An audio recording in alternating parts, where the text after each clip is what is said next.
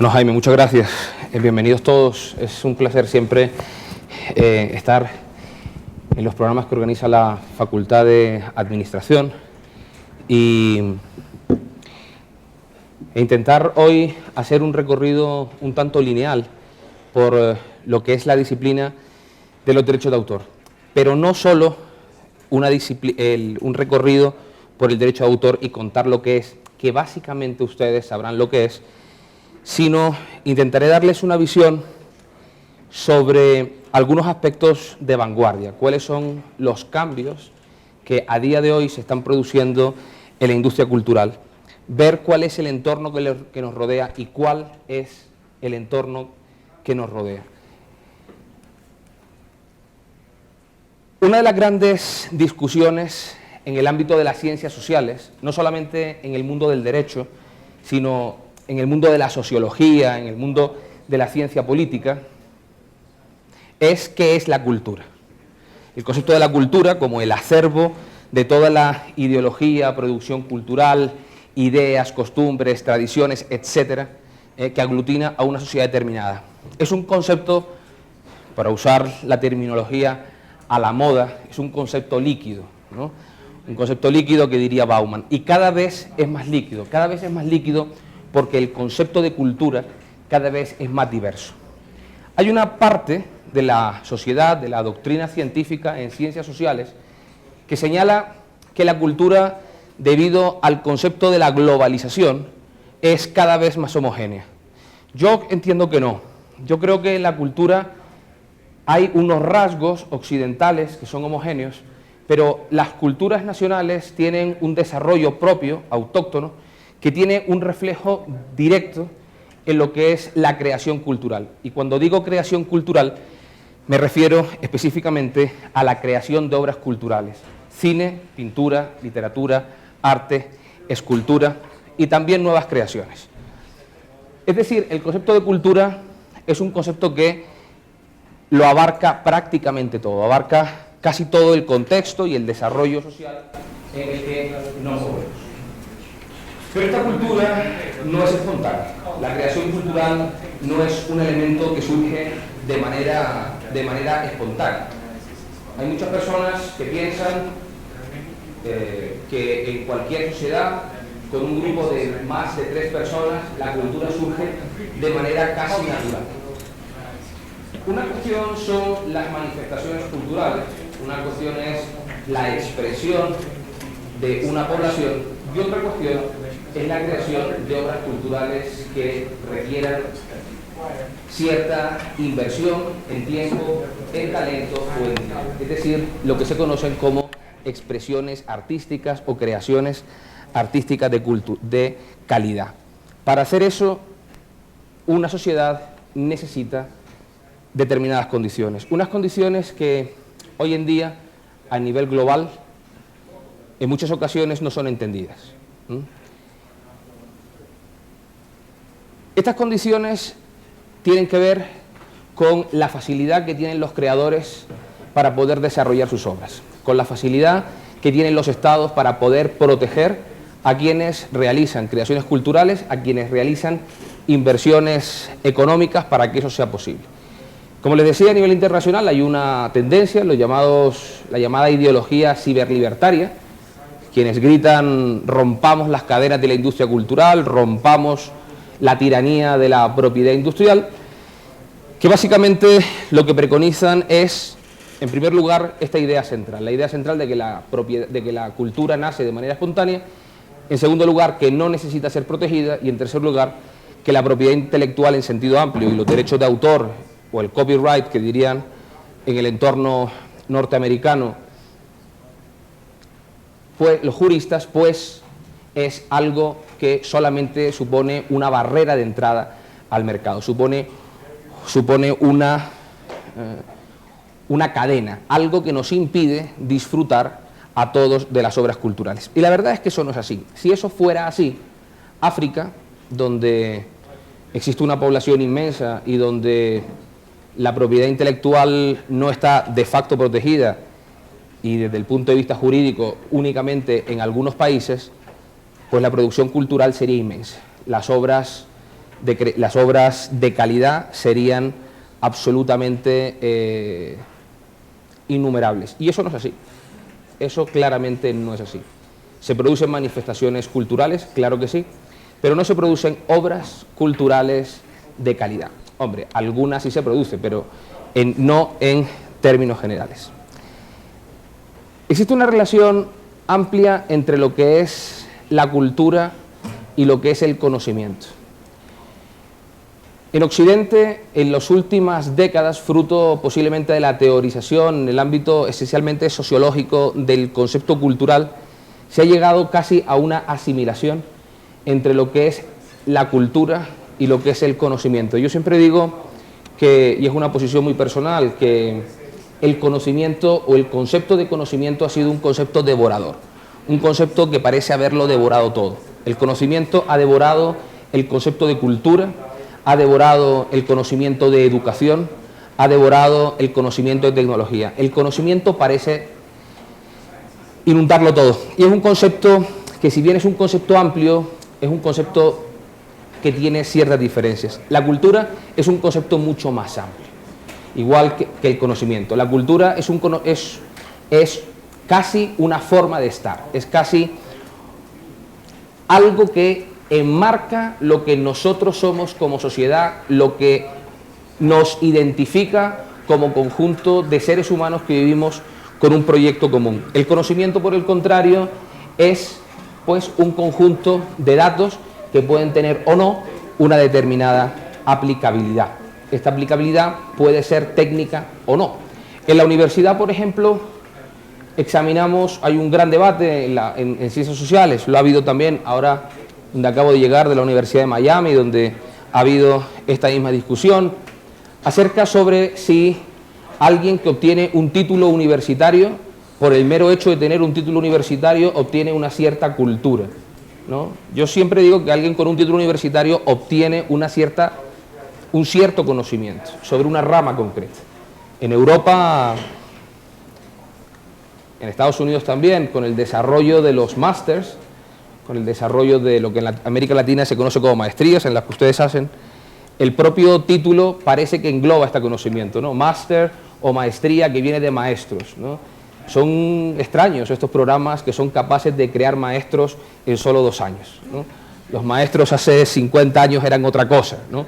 Todos tenemos maestrías, todos hemos dedicado gran parte de la formación, pero el ser maestro es otra cosa. El maestro era algo reservado casi a quienes tenían no solamente un conocimiento técnico concreto, sino quienes tenían un dominio cultural sobre la disciplina, tenían un concepto mucho más amplio. Yo creo que este ejemplo, que puede ser anecdótico, escenifica relativamente bien la cuestión. Miren, esta cuestión de la protección cultural, como la cultura como un concepto amplio, la generación de conocimiento y su protección a través de las leyes, a través fundamentalmente del derecho de autor, se establece, tiene una consecuencia real, tiene una incidencia real en lo que es el acceso a la cultura, del que ahora hablaré, y las empresas culturales. A partir del siglo XX, a principios del siglo XXI, la década de los 90, 2000, principios del 2000, se decía fundamentalmente que la cultura, el acceso a la cultura y las prestaciones culturales, la explotación en los mercados culturales de esas obras, iba a sufrir un cambio significativo. Un cambio tan significativo que iba básicamente a cambiar el mundo. Cuando yo hacía mi primera estancia doctoral en la Universidad de Columbia, con la que fue mi jefe, la profesora Ginsburg, recuerdo que en aquel momento, y estamos hablando del año 99, se decía que en Internet, que en el año 2005 las librerías desaparecerían, que los cines desaparecerían, que las tiendas de ropa desaparecerían, porque todo lo íbamos a hacer por Internet. Internet iba a modificar la forma de explotación cultural de las obras. Y en buena medida hoy día lo ha modificado, pero lo ha modificado sin implosionar el resto. Se decía, los creadores culturales van a tener la capacidad de explotar directamente sus obras en el mercado. Es decir, se va a producir, utilizando, si me permiten, los términos marxistas, se va a producir una democratización de la acaparación de los medios de producción. Es decir, y por tanto, cualquiera puede poner una canción en Internet, puede exponer un libro en Internet y venderlo globalmente. La realidad hoy en día nos ha demostrado que eso no es cierto. ¿Por qué? Porque en el mundo hay dos tipos de personas. En el mercado cultural existen dos grandes grupos de personas, o dos grandes operadores económicos, por usar términos más economicistas. Los makers, los hacedores y los speakers. Imagínense que hoy ustedes, que han tenido que esperar unos minutos debido al atasco que he sufrido, piensen, este señor que nos está hablando es muy poco interesante, no nos cuenta nada que no sepamos, no debemos callarlo, ¿no? Echémoslos del salón. ¿Ustedes qué posibilidades tienen de hacer eso? Si lo piensan, solamente tienen dos. Una de ellas es que el más aguerrido de ustedes me empuje del salón y me eche fuera de la clase, y la segunda opción es que todos ustedes comiencen a hablar en voz alta, empiecen a hablar de una manera más alta, de tal manera que si ustedes hablan en voz alta, directamente lo que yo diga, no se escuche. La primera opción, el que alguien coja y me arroje del salón, es lo que, si juridificamos, si volvemos en términos jurídicos esa conducta, no es otra cosa que una expulsión del mercado, vulnerando las leyes de la libre competencia, del antitrust law. Me expulsan ilícitamente del mercado. La segunda opción, si ustedes hablan todos a la vez, sería eso que en derecho de la competencia aplicada a los mercados culturales se conoce como el noisy market, el ruido del mercado. Un ruido del mercado en el que yo, como profesor, que no me voy a dejar que ustedes me expulsen, porque el profesor Ruiz me diría, oiga, se dejó expulsar. ¿Qué podría hacer? Podría ser lo que hago ahora, tener un micrófono. Tengo un micrófono, tengo un speaker, tengo una voz más alta, una voz que me permite hablar más alto que lo que ustedes hacen. Bueno, en la industria cultural esto es lo que sucede. Cada día cientos de miles de creadores ponen sus obras en Internet. Y cada día prácticamente nadie las ve. ¿Por qué? Porque el noisy market es muy alto.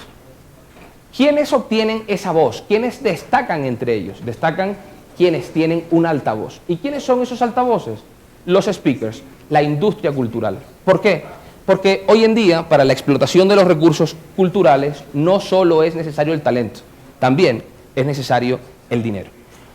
Es necesaria las prestaciones industriales, es decir, la mejora de las obras que se realizan.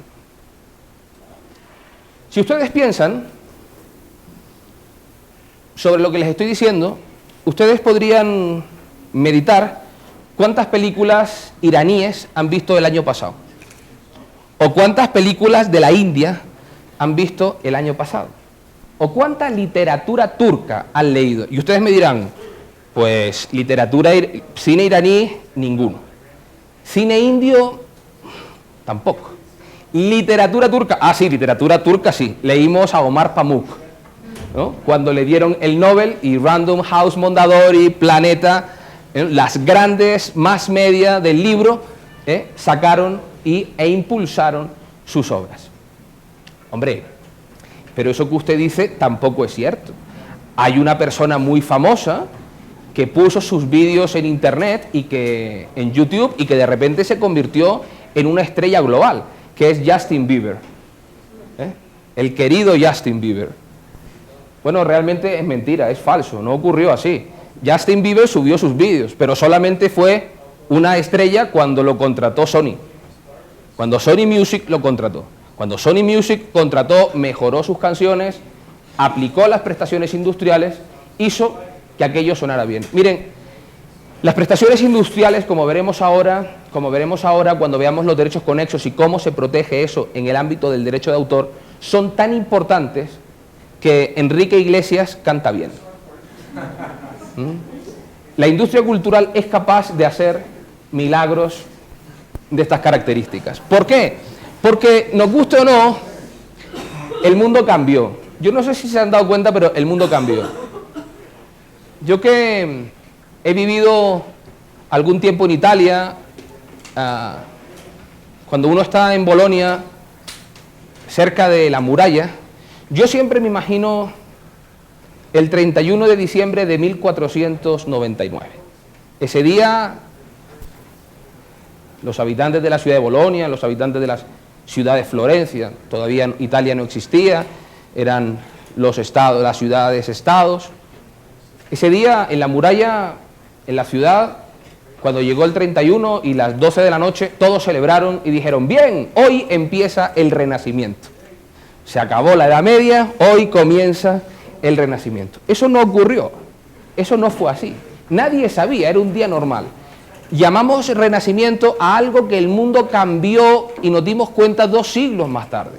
Bueno, yo soy de los que piensa que hoy estamos en el 31 de diciembre de 1499. Yo pienso que hoy estamos en una época, nos está tocando una época donde el mundo nos cambió, donde el mundo tal como lo conocemos, por el cambio del concepto de cultura, por el cambio del concepto de tecnología, por el cambio de concepto de educación, por el cambio de concepto de movilidad, pero sobre todo por el desarrollo de las comunicaciones, fundamentalmente por esas razones, el mundo, tal como lo conocemos, está cambiando. Y está cambiando hasta tal punto en el que estamos cambiando instituciones jurídicas que siempre han sido básicas. Instituciones como la propiedad, instituciones como el matrimonio, instituciones como la contratación. Nos están cambiando, son entidades que no han cambiado en siglos y que en apenas 20 años están mutando. Y mutan tan rápido que es difícil a veces para parte de la población hacernos a la idea. Lo mismo ocurrió en el Renacimiento, no es una experiencia nueva. El mundo cambió, siempre digo que el mundo cambió y quizás no se han dado cuenta, porque la riqueza hoy en día proviene de otro lado. Si ustedes miran de dónde venía la riqueza económica, quiénes eran los ricos en el siglo XX, los ricos venían, la riqueza provenía fundamentalmente de los bienes materiales, provenía de la tierra, esa expresión ginebrina, protestante, que decía eso de el tiempo es oro, tanto tienes, tanto vales. Hoy en día lo del tanto tienes, tanto vales ya no parece que sea tan exactamente así. Tener oro, tener plata, tener tierras, siguen siendo fuentes de riqueza, sí, pero no son las fuentes de riqueza esenciales. Los grandes ricos del mundo no tienen propiedades, tienen derechos de propiedad industrial, tienen derechos de propiedad intelectual. Apple, que es la empresa más rica del mundo, una de las más innovadoras, lo que tiene son derechos de propiedad intelectual. Es decir, que la riqueza no viene exactamente del mismo sitio. El conocimiento, eso que se conoce como innovación, que es una forma posmoderna de llamar a la generación de conocimiento, es lo que genera la riqueza. ¿Pero solamente esas empresas? No. Hay otras empresas que también generan conocimiento, que son empresas de conocimiento y que sin embargo ustedes creen que son otra cosa. Por ejemplo, Zara, la gran multinacional española de la moda, vende ropa, en realidad lo que vende es diseño industrial. Diseño industrial que a veces genera y que a veces copia vilmente. Pero lo que vende es diseño industrial. Lo que vende es una idea. Fabricar no tiene ninguna ciencia. Es algo que con el nivel del desarrollo tecnológico ya perdió la magia que tenía en siglos anteriores. Cualquiera es capaz de fabricar con la tecnología adecuada, pero no cualquiera es capaz de diseñar. Y si no, miren un iPhone en la parte trasera y verán que pone diseñado en California, fabricado en China. A nadie le importa dónde está fabricado, lo que importa es dónde está diseñado, lo que importa es el diseño, es la creatividad. Montblanc, las plumas estilográficas, ocurre exactamente lo mismo. O en Colombia, un sitio que seguramente visitarán, Crepes and Wafers, un restaurante, una cadena de restaurantes que, como su nombre indica, vende crepes y wafers y vende helados. Muchas personas piensan que esa empresa es un restaurante. Esa empresa es una empresa de conocimiento que básicamente lo que explota es secreto industrial. Ningún helado que comes ahí puedes comerlo en otro sitio. Gran parte de las recetas de cocina, que no son protegibles por derechos de autor, pero sí son protegibles por secreto empresarial, ellas las crean, las desarrollan y las protegen. Por eso nadie puede copiarles. Ocurre exactamente con muchas otras empresas, con la castigada McDonald's. McDonald's puede gustar o no puede gustar, pero solo puedes comerte un Big Mac en un McDonald's. ¿Por qué? Porque su salsa, la salsa del McDonald's, que es la hamburguesa más vendida del mundo, digo yo que a alguien le debe gustar si es la más vendida del mundo, y no solo a mí, claro, es un secreto industrial, nadie puede copiarlo. Hoy en día, ese cambio, esa mutación en la industria cultural ha generado una situación que es importante, que es el hecho de, siendo la realidad, ¿sí?, siendo la realidad cultural de esta manera, ¿quién quiere ser propietario? ¿A quién le importa ser propietario? Miren, cuando yo era niño, mis padres hicieron algo que en la época se solía hacer, que era comprar una enciclopedia, la famosa enciclopedia Larousse en España, para que el hijo estudiara, no, para que el niño tuviera en casa el acceso a la biblioteca, a la enciclopedia. Hoy en día mi madre sigue recibiendo la enciclopedia, los tomos de actualización en cuero, y es un elemento decorativo en el salón de la casa. Pero fíjense, ya en las últimas ediciones ya viene la enciclopedia con un papelito, con un papel, con un password, con una clave de acceso a la enciclopedia digital, en la que uno puede acceder a la enciclopedia a través de Internet. ¿Qué es lo importante? ¿Tener el libro? ¿Ser propietario del soporte? ¿O tener el acceso a la enciclopedia? Lo importante es el papelito, lo importante es el password, no es el libro. ¿Por qué? Porque vivimos en la época del acceso. Cada vez somos menos propietarios y cada vez somos más consumidores, cada vez somos más suscriptores. De algo de lo que ustedes tendrán memoria cultural y seguro tienen recuerdos en casa, es de la colección de DVDs o la colección de VHS, de videos, ¿no? Hoy en día está Netflix. No tiene tanto sentido tenerlo, ¿no? No tiene tanto sentido. Es casi más importante tener el acceso que tener el soporte. Y esto nos lleva a una discusión en la industria cultural, de cómo en la industria cultural este fenómeno se manifiesta en la explotación. Saben, hay mucha gente que piensa que empresas como Apple en realidad venden celulares o venden iPads o venden computadores, o que empresas como Google son empresas que se dedican a el suministro de información. Bueno, sí, es cierto, pero eso es solo parte del negocio. Es solo una mitad del negocio. La mayor parte del negocio, el negocio con más perspectiva, es algo bien diferente. Cuando uno examina por qué Apple se esfuerza tanto en vender tabletas, en vender los iPads, y uno mira por qué una empresa como Amazon vende también tabletas, vende tablets, o por qué Google genera un sistema como Android para teléfonos celulares, para tabletas, incluso para algunos computadores de bajo rendimiento, uno se pregunta por qué hace eso. ¿Por qué lo hace? Pues lo hace por una razón muy sencilla, porque no interesa vender tu computador, no interesa vender una tableta, lo que interesa vender es el canal de distribución digital, por utilizar un término no jurídico, lo que en derecho o en términos jurídicos sería el canal de comunicación pública en su modalidad de puesta a disposición. Dicho de manera coloquial, lo que están luchando es quién te va a vender el contenido, ¿no? Siempre digo que una tableta o un computador o un MacBook, el último celular del mercado sin acceso a Internet, es solamente un ladrillo, ¿no? Es solamente un brick, no sirve de nada. Por tanto, lo importante es vender ese canal. Si uno compra un iPhone, uno va a comprar en el Apple Store. Y si uno compra un Google, un Android va a comprar en esa tienda, en Google Play. Por esa razón a Google le importa nada, no le importa absolutamente nada si tu celular vale $700 o si tu celular vale 55. Le da exactamente igual. ¿Por qué? Porque vas a comprar en la misma tienda. Tu contenido va a ser en la misma tienda. Apple tiene alguna similitud, pero también algunas diferencias. A Apple sí le importa si tu celular vale $600.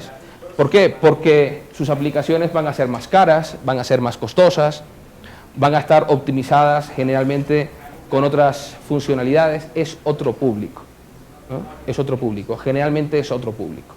Cada día, ahora mismo, hay una mayor homogenización, hay una mayor convergencia entre esos dos mercados, pero la realidad es que todavía, a día de hoy, esta situación sigue siendo así. Por eso tu celular, por eso tu computador, por eso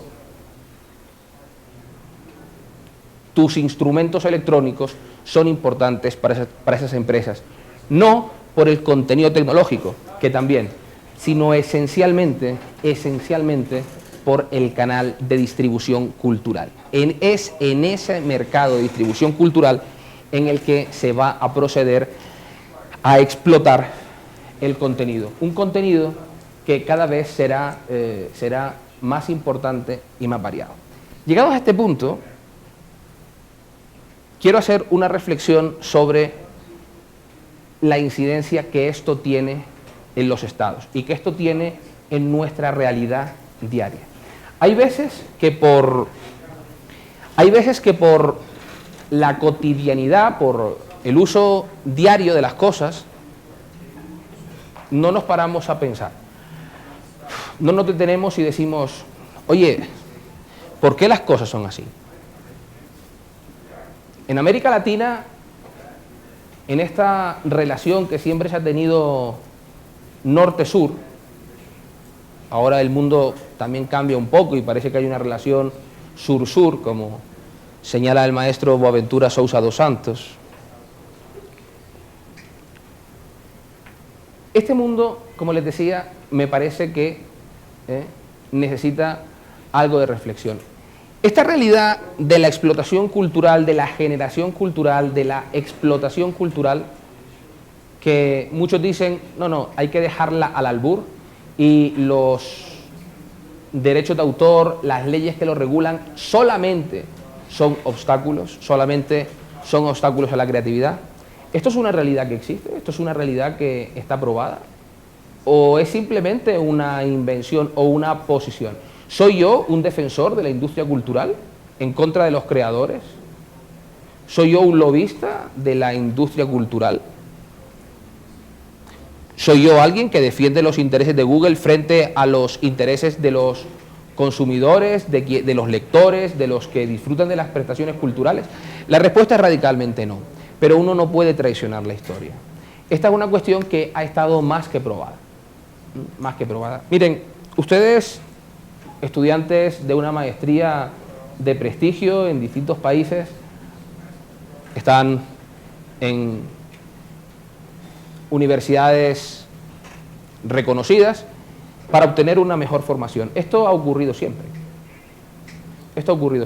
En el siglo XVIII, las grandes familias norteamericanas no mandaban a sus hijos a estudiar a la Universidad de Harvard, a la Universidad de Montreal, a la Universidad, a la Sorbona, a las universidades punteras. Iban a estudiar a París. Y en París se encontraba mucha esta gente. Franklin jugaba al ajedrez con Rousseau y eran amigos. Ese era el grupo de amistades en el que se movía, y esa gente vio cómo había funcionado el mundo, y esa gente llegó a Florencia. Llegó a Florencia, y cuando llegan a Florencia, Florencia es una ciudad que impacta. Cuando llegaron a Florencia, lo que dijeron estos ciudadanos británicos, que todavía no eran norteamericanos, dijeron: ¿cómo hicieron esto aquí?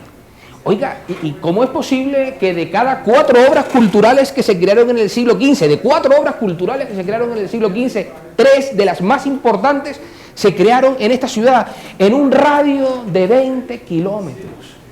En un radio de 20 kilómetros, imagínense, 3 de cada 4 obras culturales más importantes de ese siglo se crearon en 20 kilómetros cuadrados.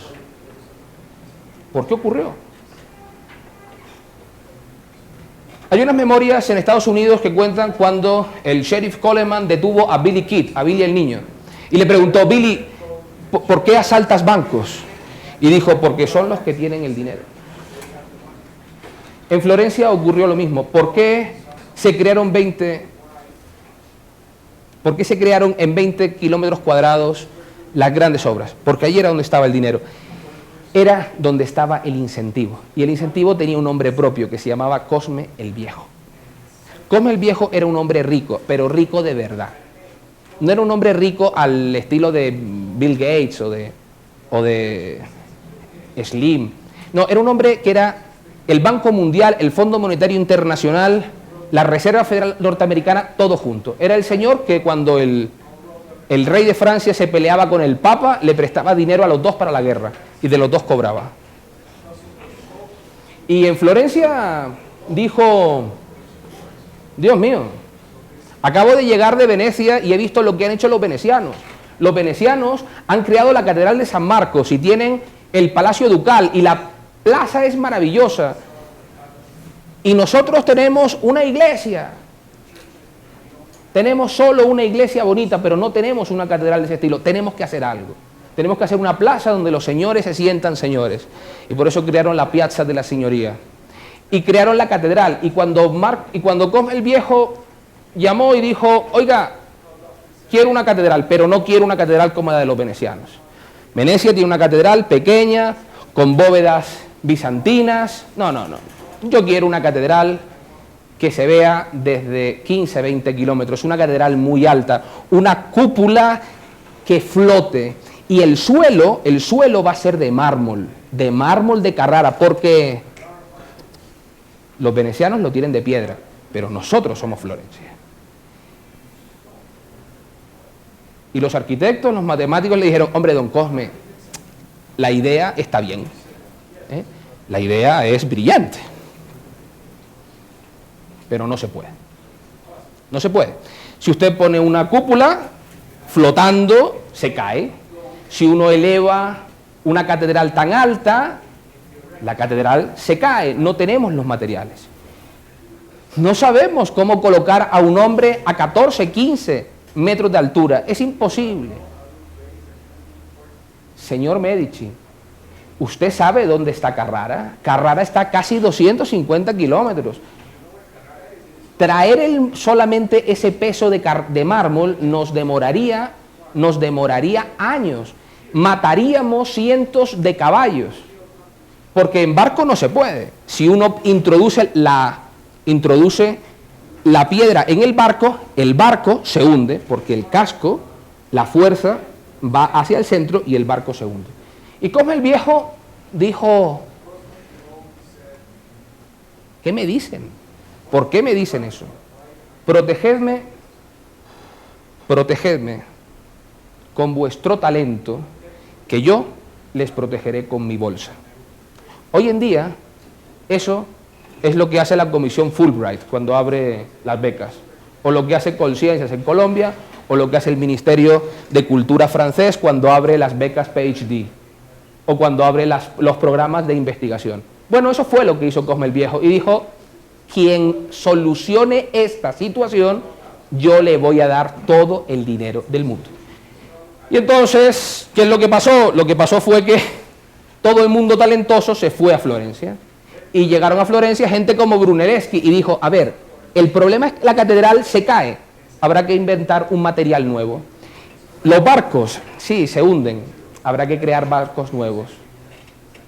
Que no podemos poner a una persona en el techo, habrá que crear la forma de hacerlo. Que la cúpula se cae, habrá que calcularlo. Tardaron 20 años, pero inventaron un invento que ha tenido cierto éxito, como el cemento. El cemento. La primera vez que se utiliza el cemento se utiliza en la Catedral de Santa María dei Fiori en Florencia. Se inventaron los barcos de casco plano, los barcos que hoy vemos navegar por el Rin, por el Sena en París o por el Mississippi en Estados Unidos. Se inventaron las poleas, se inventó el cálculo de curva elíptica para calcular la distribución de fuerzas que hoy se utilizan en arquitectura. Y entre todas esas invenciones, la ciudad se llenó de arte, se llenó de desarrollo tecnológico. Y una sola de esas obras, por poner solo un ejemplo, una de esas obras, la obra que decoraba la entrada al ayuntamiento, Florencia, un estado pequeño frente al gigante veneciano, una de esas obras, por poner solo un ejemplo, la creó Miguel Ángel Buonarroti con el David. El David, que es la alegoría de un estado débil frente a un estado fuerte. Esa estatua estuvo en la puerta del Palacio de la Signoría durante casi 3 siglos.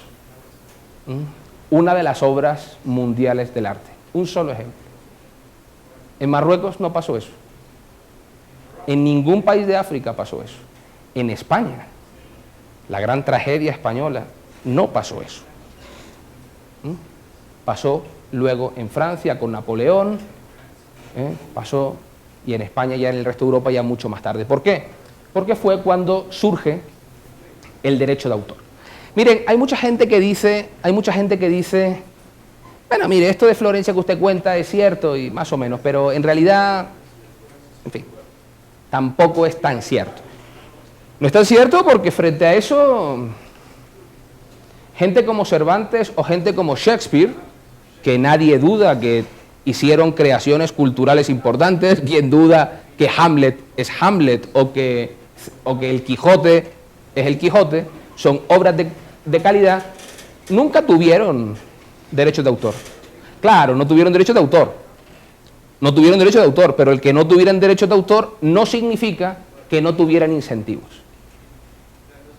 Había el incentivo cultural, y el incentivo cultural es el incentivo de Cosme el Viejo, el mecenazgo. Y el mecenazgo es el incentivo cultural menos democrático que existe. Es el incentivo cultural menos democrático. Los derechos de autor lo que hacen es incentivar ese mecenazgo. Cuando uno lee El Quijote de Cervantes, lo primero que uno se encuentra es la dedicatoria al duque de Béjar.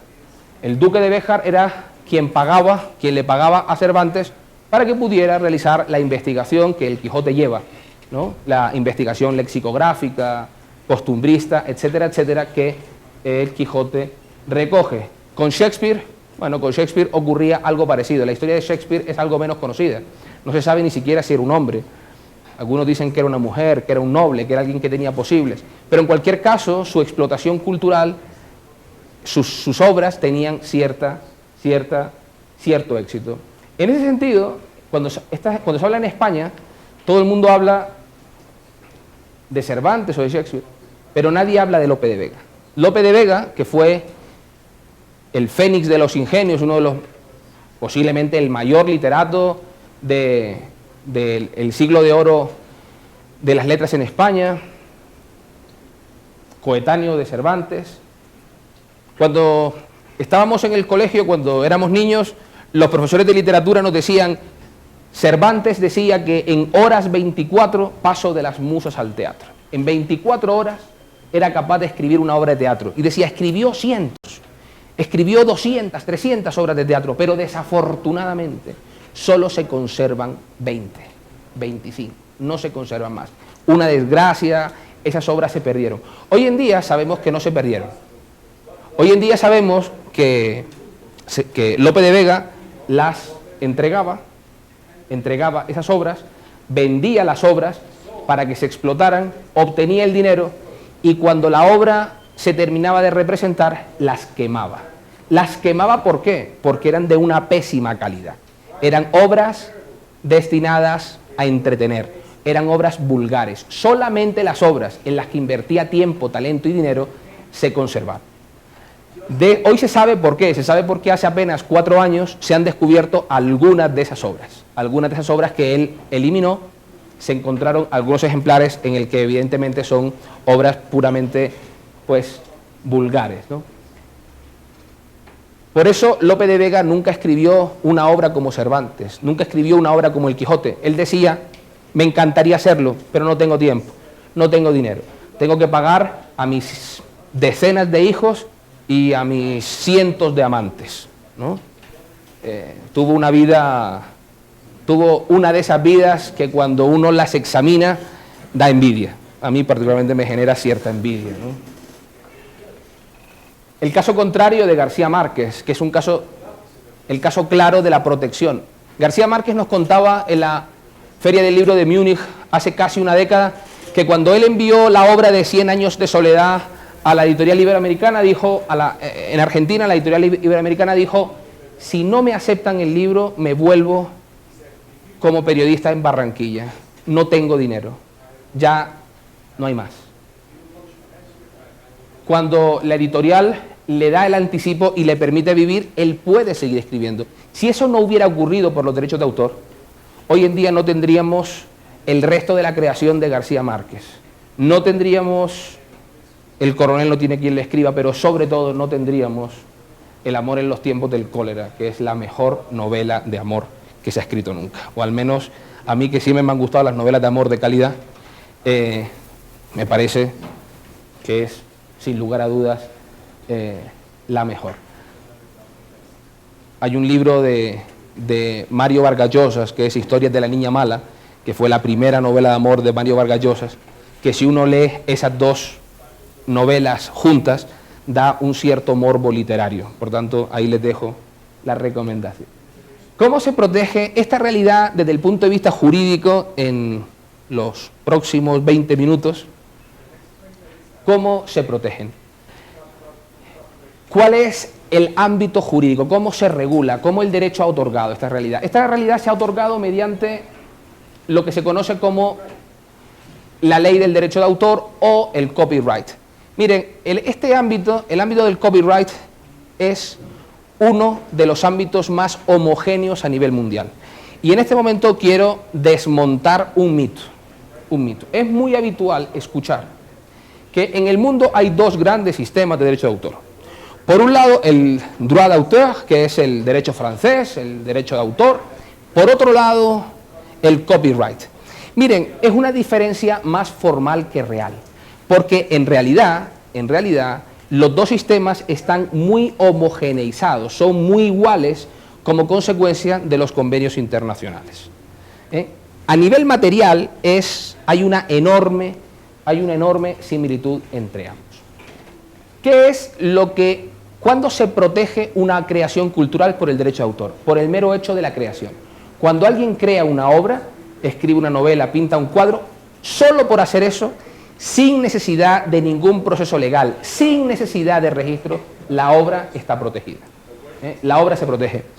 El registrar una obra de propiedad intelectual tiene como consecuencia facilitar su protección jurídica, facilitar su prueba en caso de un litigio judicial, pero solo un nivel de prueba. El derecho nace con la creación de la obra. Y por supuesto, el titular de ese derecho de autor será esencialmente el creador, el artista, el pintor, el escultor, ese será el titular. Siempre no.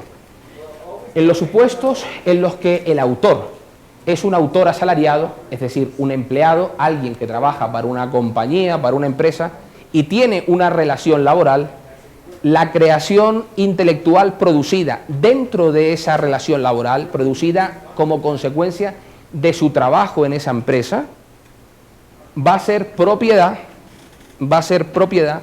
del empresario, del titular de la empresa. ¿Esto siempre es así? En derecho yo siempre digo que siempre es nunca. Siempre es nunca.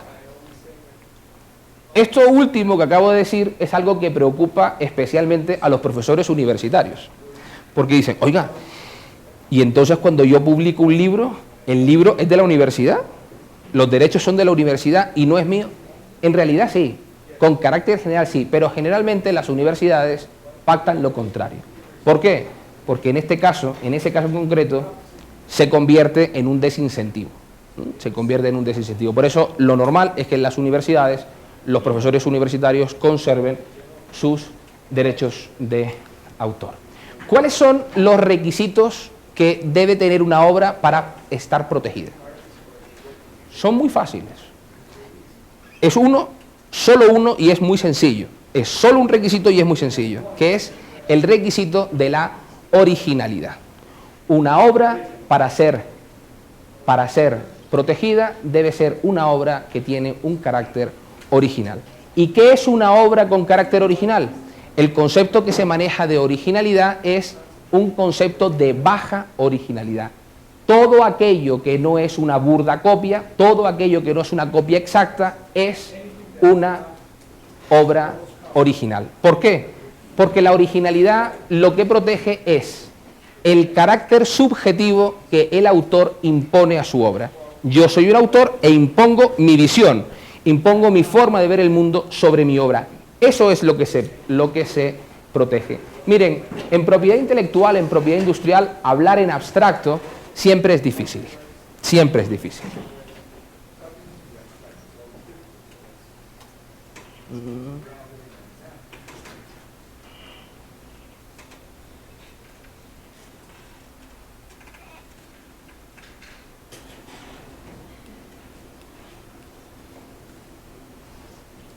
Hay unas obras como que deberían haber aparecido y no han aparecido.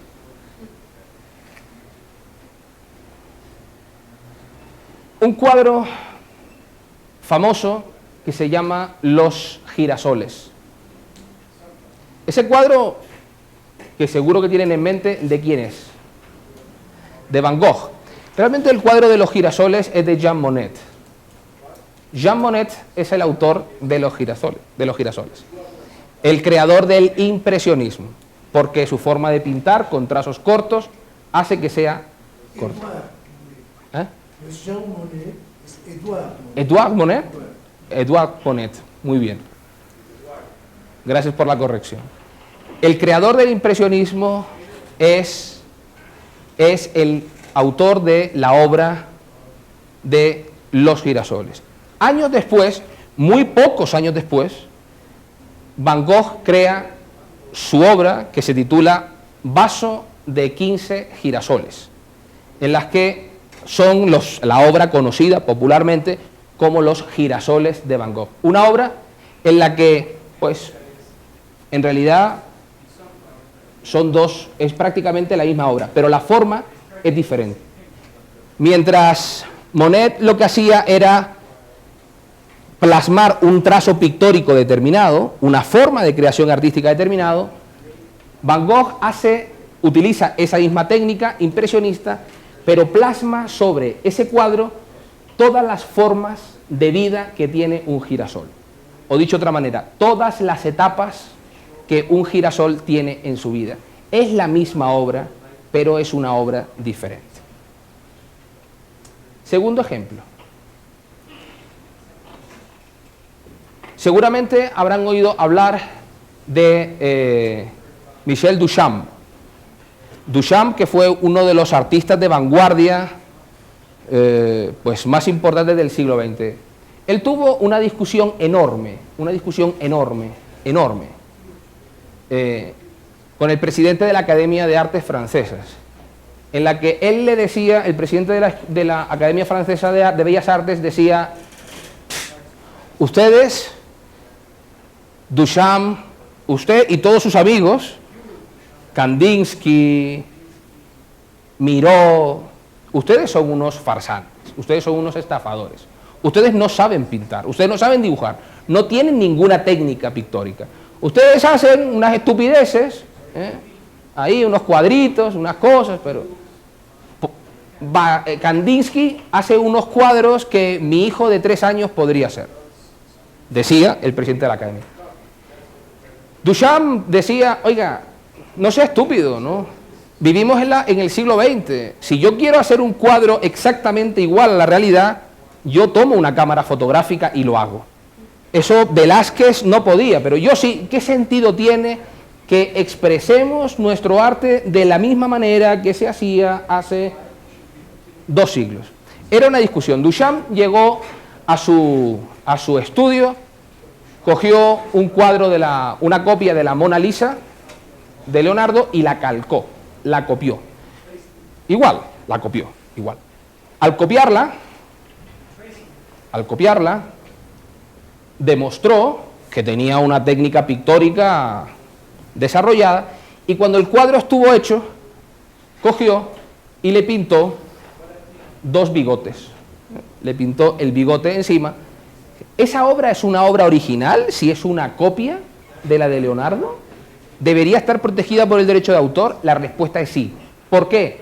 Porque el carácter subjetivo sobre la obra es distinto. Duchamp quería reírse, quería despreciar el arte clásico. Leonardo no. Leonardo quería hacer el retrato de una señora burguesa de la Florencia de su época. Son visiones distintas. Pero hay todavía historias sobre el concepto de originalidad más amplias. El caso de Piero Manzoni. Piero Manzoni, uno de los artistas plásticos del siglo XX en Italia, él dijo una cosa fantástica, dijo, el mercado del arte es tan vulgar, el mercado del arte es tan económicamente brutal, que yo, que soy un artista plástico con un gran nombre, si yo defeco y lo enlato y lo firmo, lo vendo. Y creó una obra en un conjunto de casi 30 latas que se llama Merda di Artista. Cada lata de esas, hoy en día, tiene aproximadamente un valor de 12.000 libras esterlinas. Uno de los mayores coleccionistas vive en el sur de Francia, de estas latas, y hace 7, 8 años, uno de sus nietos, en una de las travesuras de niños, cogió una de esas latas, se fue a la cocina y la abrió, ¿no? Y cuando abrió la lata, se descubrió que la lata estaba vacía. No había nada en la lata. Estaba vacía. Y eso generó una discusión enorme. Llegó a una discusión acerca de si Manzoni era un estafador o en realidad el concepto de originalidad iba más allá de lo que decía. Una fundación norteamericana encargó recopilar las latas entre los coleccionistas que los tenían y le hicieron un tag, le hicieron un escáner.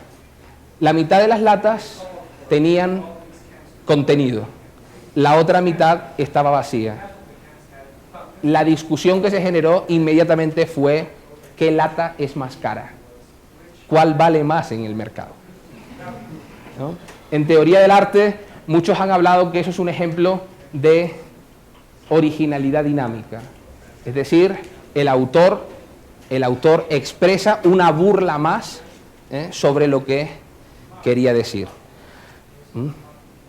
¿Es protegible esa obra? Claro que sí es protegible. ¿Por qué? Por la misma razón. Porque el carácter subjetivo sobre la obra es radicalmente diferente.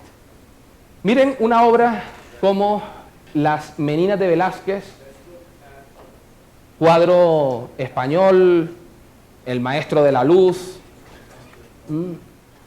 y un cuadro, una obra derivada, una obra transformada de unos artistas modernos que ubican a las meninas en un apartamento de nuestra época. ¿Esto es lícito? Sí, es lícito. Es lícito, pero se trata de una obra transformada, de una obra derivada. Esta obra no está protegida ya por derechos de autor porque el tiempo de protección pasó, y una vez que ha pasado el tiempo uno puede derivar y crear obras basadas en ella. Si esta obra estuviera protegida por derechos de autor, se necesitaría la autorización de Velázquez para poder crear y explotar, no para poder crear, para poder explotar la siguiente obra. El concepto de originalidad. ¿Cuáles son esos derechos? ¿A qué derechos nos da cuando una obra es protegida por el derecho de autor? Pues nos da básicamente 4 derechos. No son solo 4, hay algunos más, los llamados derechos menores, pero esencialmente son 4 derechos. El llamado derecho de reproducción, que básicamente es copiar una obra. El derecho de plasmar una obra en un soporte diferente. El derecho de distribución, que es hacer accesible la obra mediante la entrega de ejemplares. Es decir, cuando, por ejemplo, se autoriza, un autor que escribe un libro, autoriza a un editor a poder entregar sus libros a los libreros para su venta. El derecho de distribución, y esto es importante que lo sepan, el derecho de distribución solo opera sobre soportes materiales. Es decir, solo sobre soportes materiales. Un ebook o una canción de Spotify no realiza un acto de distribución. La distribución solo y únicamente opera sobre soportes materiales. Libros, CDs, DVDs, soportes materiales. Nunca sobre bienes intangibles. El derecho de distribución tiene un límite relevante, que es el agotamiento del derecho. Cuando el titular del derecho de autor, cuando el titular del derecho de distribución autoriza la distribución, solo la autoriza una vez. Una vez.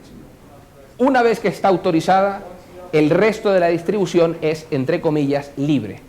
Por esa razón, cuando ustedes le regalan un libro a un amigo, no están haciendo un acto de distribución. O cuando ustedes prestan un libro a un amigo, no están vulnerando un derecho de autor. ¿Por qué?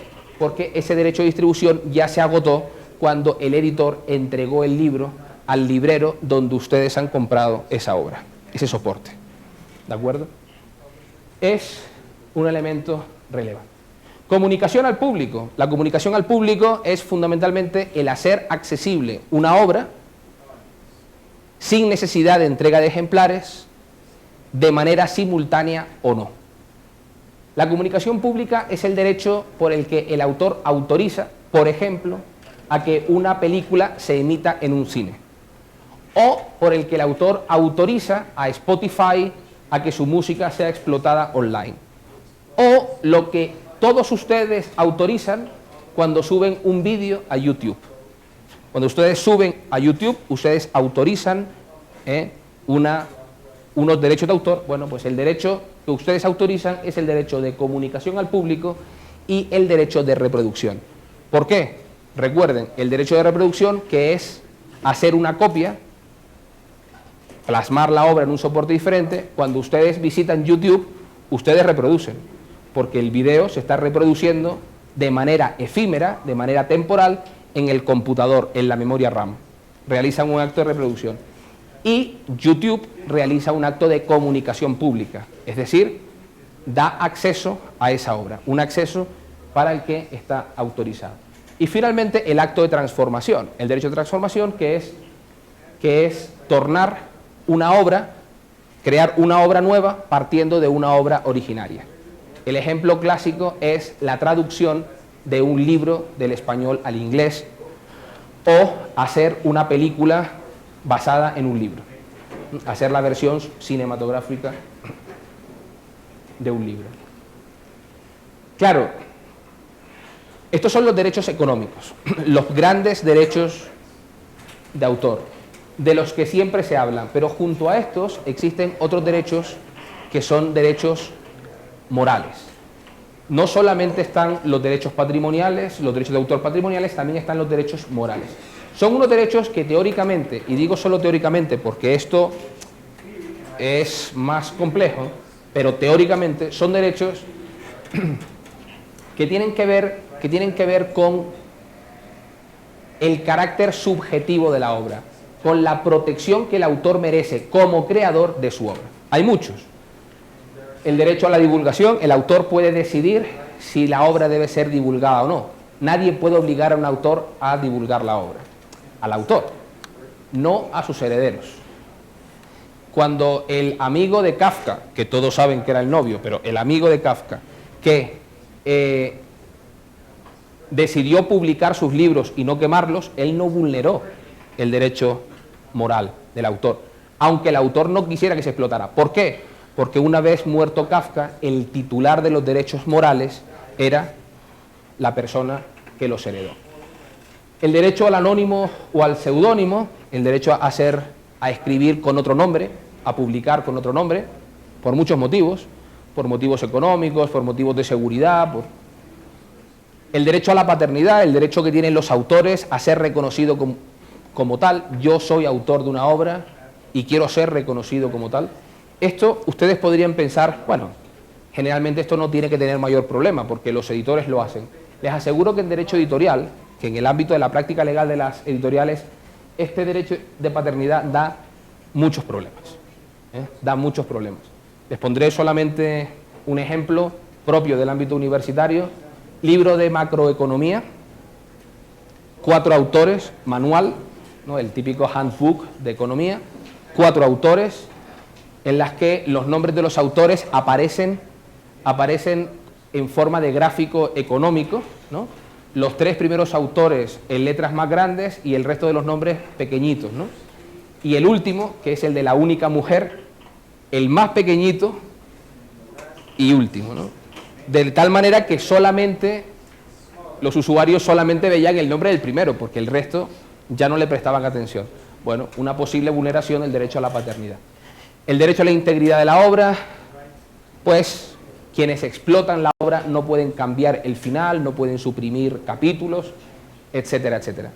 O el acceso al ejemplar único de la obra, que es un derecho importante, aunque se aplica poco, que es en aquellos supuestos en los que la obra ha desaparecido del mercado, no existen ejemplares y solo 1 o 2 personas tienen una copia de esa obra. Los herederos del autor o el propio autor pueden obligar a quien tiene el ejemplar de la obra a que se lo entregue para poder obtener una copia y volver a darle el soporte, pero para poder obtener una copia del mismo. Esto, por ejemplo, en España ocurrió con los libros de los profesores de la Segunda República que fueron asesinados por Franco tras la caída de la Segunda República. Ocurrió con muchos de los libros en la subida del régimen nazi, etcétera, ¿no? Ha habido supuestos en Europa que de vez en cuando surgen a la luz. Estos derechos son derechos inalienables e irrenunciables. Nadie puede renunciar a estos derechos.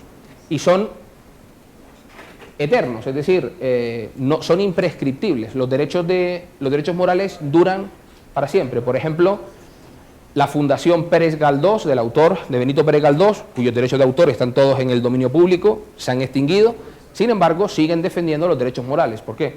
Porque los derechos morales son derechos que no terminan. Junto a estos derechos, que son derechos de autor, que son los derechos que protegen a los creadores, también hay derechos que protegen a la industria cultural. Los derechos de la industria cultural no son derechos menores. Son los derechos que nos facilitan el acceso a esas obras.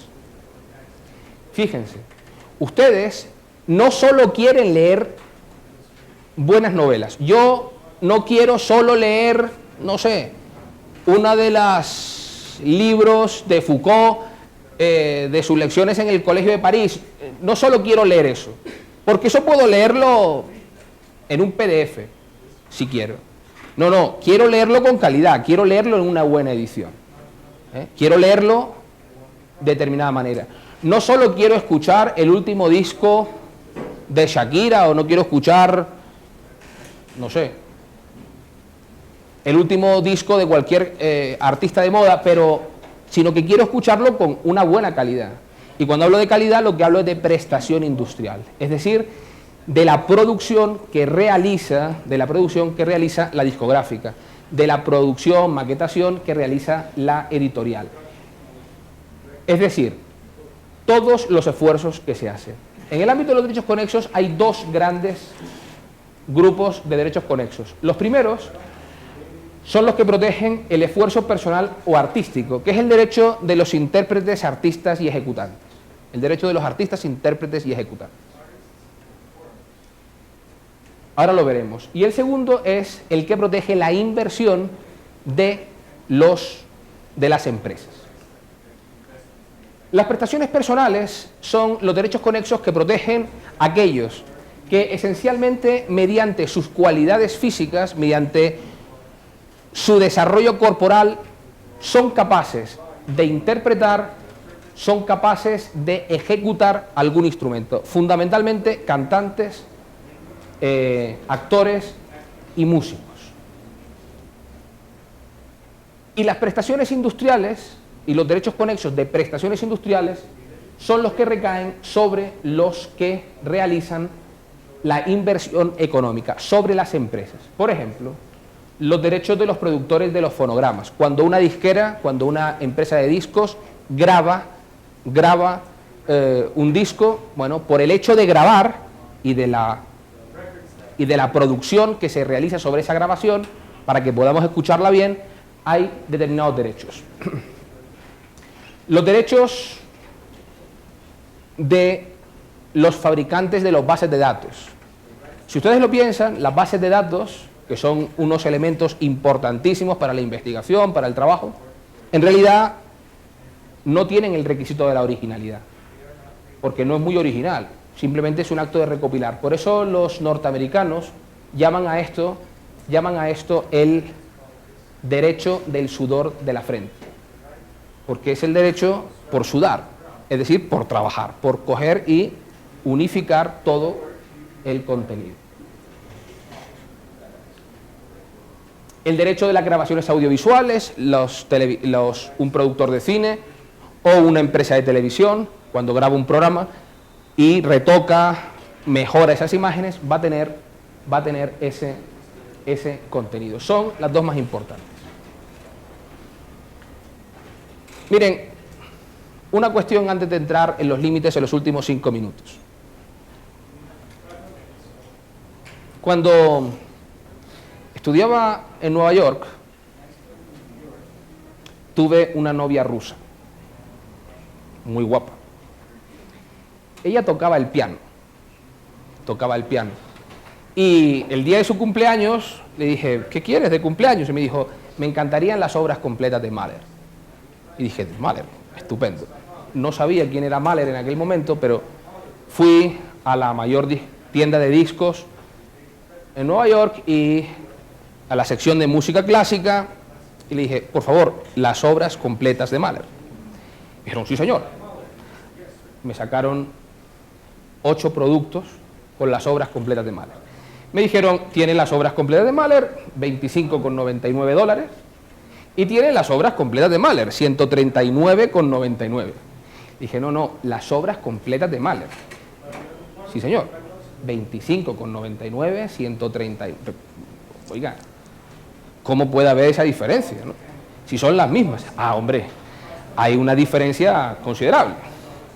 Esta, la de $25,99, está interpretada por la orquesta del pueblo X en no se sabe dónde, por una disquera pequeña, una discográfica pequeña. Oiga, y la última, la última son las obras completas de Mahler interpretadas por la Filarmónica de Viena, dirigida por Barenboim, grabada por Philips, la división que se encarga de música clásica, en fin. Y ahí tocan, pues, no sé cuántas músicos súper relevantes.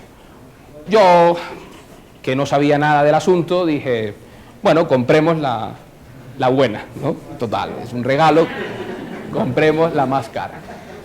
Cuando llegamos a la fiesta de cumpleaños, en la fiesta de cumpleaños estaban los profesores de música y cuando vieron el regalo dijeron, pongamos música, ¿no? Pongamos la Sinfonía X de Mahler, ¿no? Y cuando puso en el equipo de música de la época, la profesora de allí dijo, dejen solo los violines. Y yo dije, pero ¿cómo solo los violines? Si es un...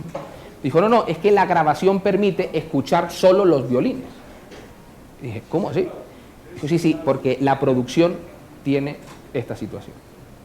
Bueno, pusieron solo, y efectivamente se oían solo los violines. Mi sorpresa llegó cuando la profesora dijo, fíjense que están sonando 8 violines. Y yo dije, ¿cómo pueden saber que son 8 violines? Son 8 violines. Y yo diría que hay 3 Stradivarius que suenan en el solo. ¿Cómo puede saber esto esa señora, no?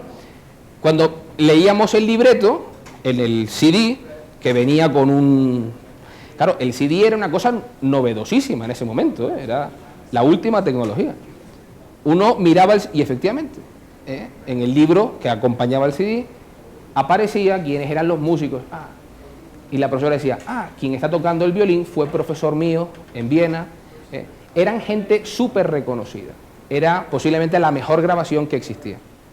Claro, eso se pagaba. ¿Por qué la diferencia de precio de 129 o 139 dólares frente al resto? Básicamente porque lo que se pagaba eran unos derechos conexos, evidentemente mucho más altos por la relevancia de los intérpretes. Bien, para finalizar, estos derechos exclusivos tienen límites. Los derechos de autor se protegen, se incentivan, pero no se incentivan ad eternum, no son para siempre. En el mundo, la protección de los derechos de autor varía entre 75 y 100 años. En Colombia tenemos 85, en Estados Unidos son 100, en España son 75, varía. Pero hay una horquilla, más o menos, en esa historia. Toda la vida del autor, en Colombia es toda la vida del autor y 80 años tras su muerte, pero insisto, esto varía. Y en los derechos conexos hay límites también. Los límites temporales varían en función de cada derecho, que no vamos a explicar, pero para que lo sepan, alrededor de unos 30 años. Algunos son menos, más, pero alrededor de unos 30 años. Junto a estos derechos existen derechos sustantivos. Es decir, hay límites sustantivos. Por ejemplo, las citas, reseñas, cuando realizan un trabajo en la maestría y citan a un autor o reproducen una parte del autor, pues no necesitan pagar derechos de autor, aunque estén reproduciendo la obra, aunque estén distribuyendo una parte de la obra. ¿Por qué? Porque la ley les permite realizar esa excepción.